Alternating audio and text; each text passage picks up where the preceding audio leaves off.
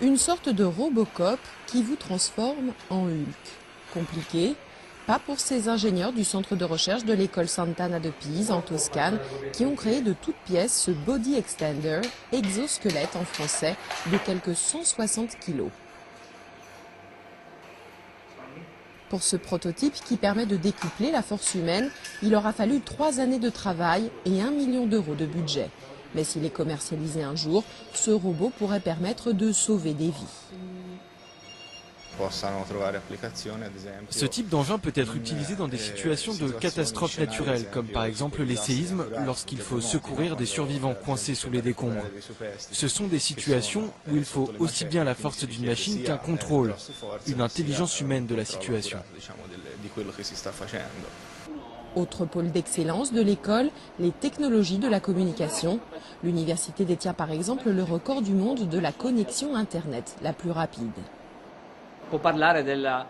Avec cette machine, on peut transmettre 300 et même 600 films en qualité HD en une seule seconde.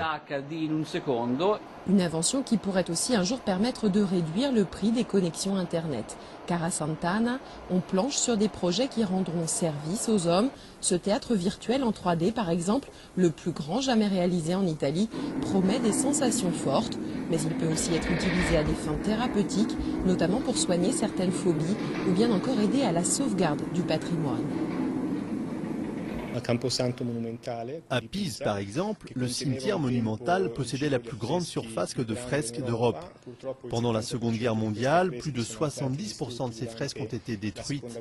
Et aujourd'hui, il n'y a plus qu'ici, en 3D, que l'on peut voir la reconstitution totale. Une excellence qui a fait la renommée de Sant'Anna au niveau international. L'école accueille aujourd'hui des étudiants venus de tous les continents, et ce malgré les menaces qui pèsent sur le secteur de la recherche en Italie, car les budgets publics pourraient une nouvelle fois être revus à la baisse avec la cure de rigueur voulue par Mario Monti pour redresser les comptes du pays.